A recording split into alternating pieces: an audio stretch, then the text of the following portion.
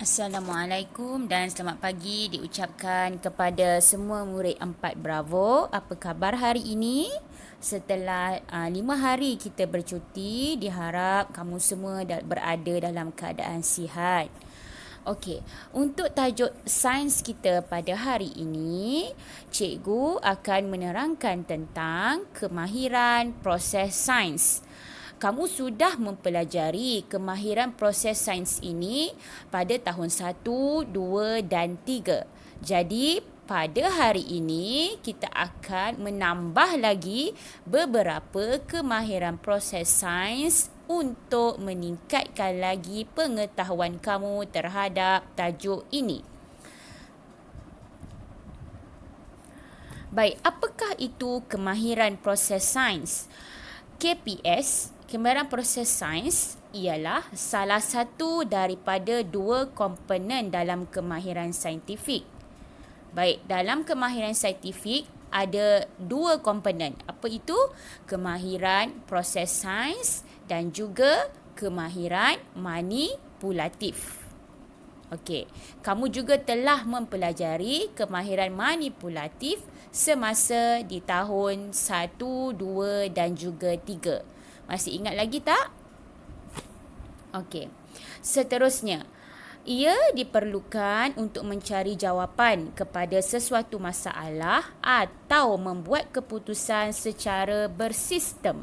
Kamu perlukan kemahiran proses sains ini untuk mencari jawapan kepada masalah dalam kehidupan kamu ataupun dalam keadaan tertentu. Okey, baik. Okey, ada berapa kemahiran proses sains ini?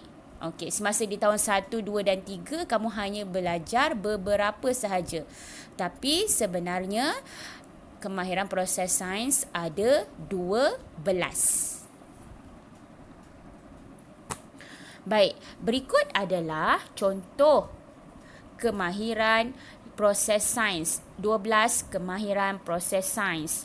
Yang pertama, memerhati. Okey, kita memerhatikan menggunakan deria.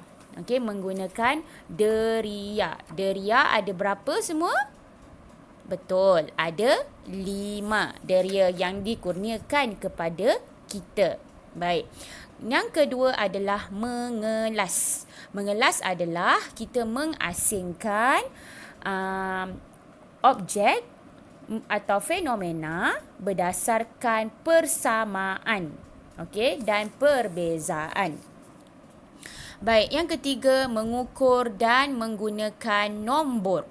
Okey, mengukur dan menggunakan nombor bermaksud kamu membuat pemerhatian secara kuantitatif dengan menggunakan nombor dan alat yang berunit piawai.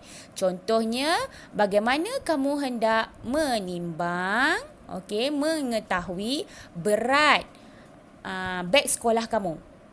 Jadi apa yang kamu perlu lakukan?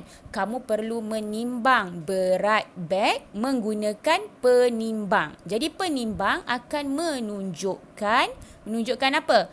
Menunjukkan berapa kilogram, berapa gram beg sekolah kamu. Itu contoh yang terdekat lah. Okey, baik. Seterusnya, yang keempat adalah membuat inference. Membuat inference adalah menggunakan pengumpulan data dan pengalaman lalu untuk membuat kesimpulan dan menerangkan sesuatu peristiwa. Okey, pendek kata, membuat inference adalah kamu memberi alasan kenapa sesuatu fenomena itu berlaku. Okey, sebagai contoh, berdasarkan pemerhatian, pensel terapung di atas air. Okey, terapung di atas air. Beri alasan kenapa pensel terapung di atas air. Okey, pensel terapung di atas air kerana pensel ringan ataupun kurang tumpat. Okey, kurang tumpat daripada air. Okey. Baik. Dan yang kelima adalah meramal. Apakah itu meramal? Kamu membuat jangkaan tentang sesuatu peristiwa berdasarkan pemerhatian dan pengalaman yang lalu atau data yang boleh dipercayai. Sebagai contoh, kamu berjalan di tepi sungai. Kamu mendapati ada beberapa orang sedang membuang sisa toksik ke dalam sungai. Okey, berdasarkan pengetahuan kamu, pengalaman yang lalu, kamu boleh jangkakan apa yang akan berlaku kepada ikan-ikan di dalam sungai tersebut. Apa yang akan berlaku? Ikan itu, hidupan di dalam laut akan mati. Okey, baik.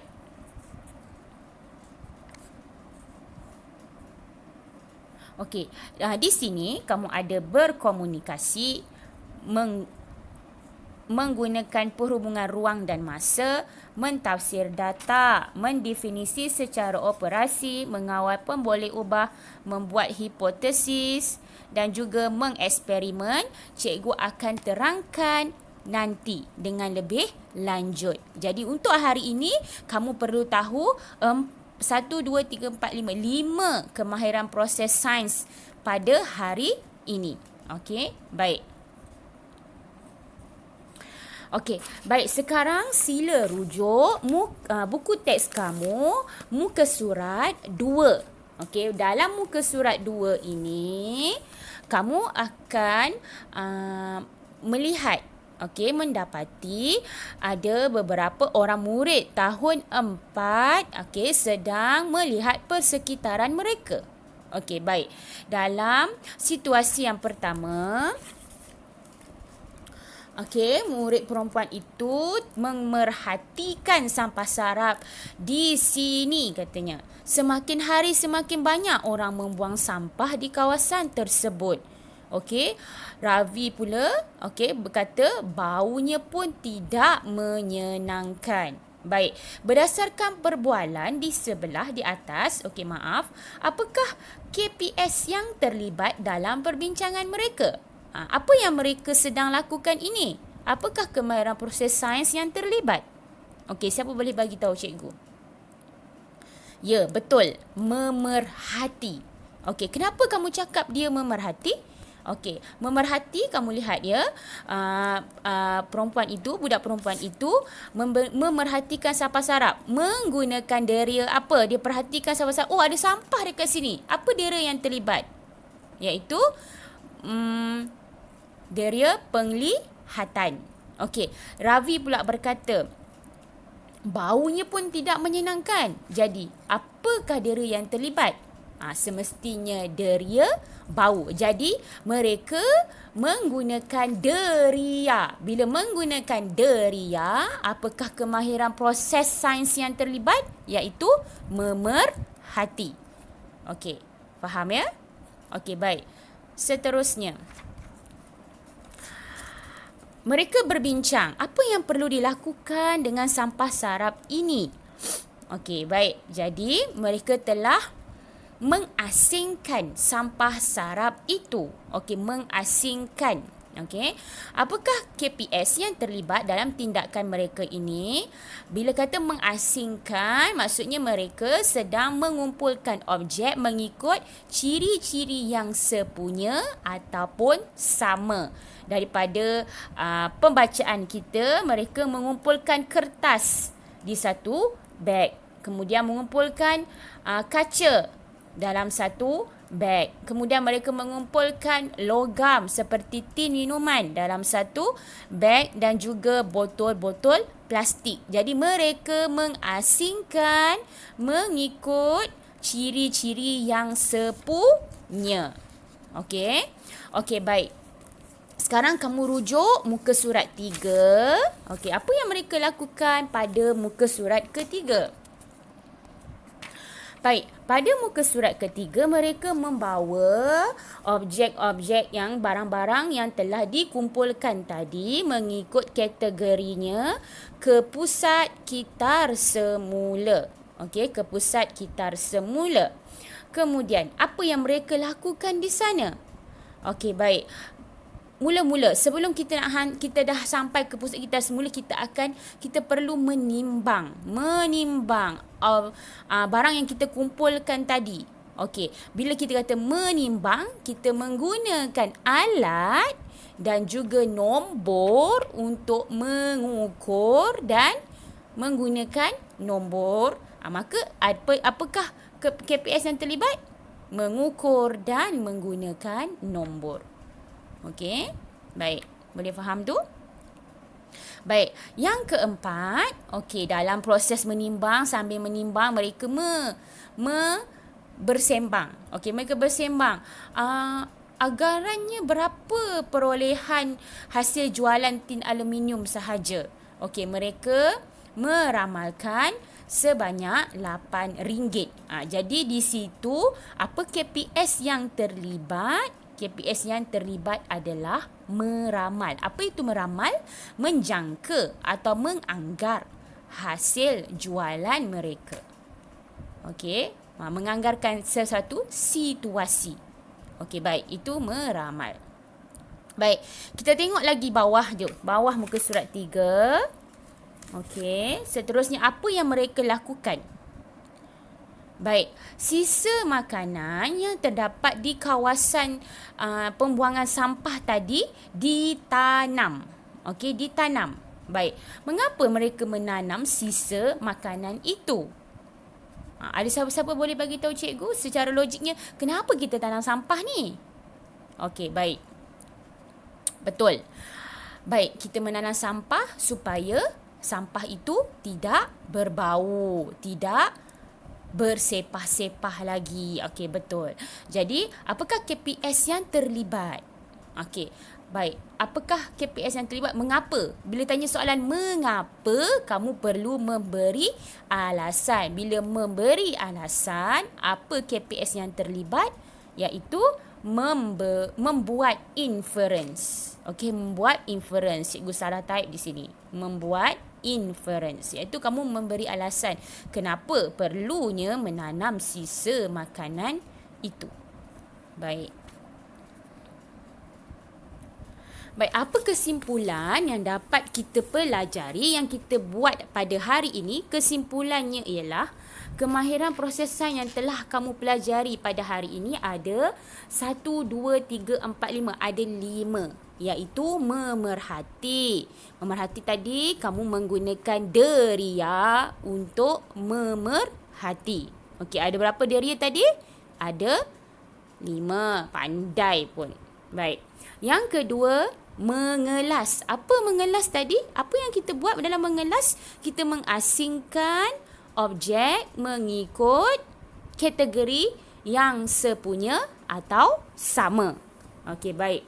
Seterusnya, KPS yang ketiga ialah mengukur dan menggunakan nombor.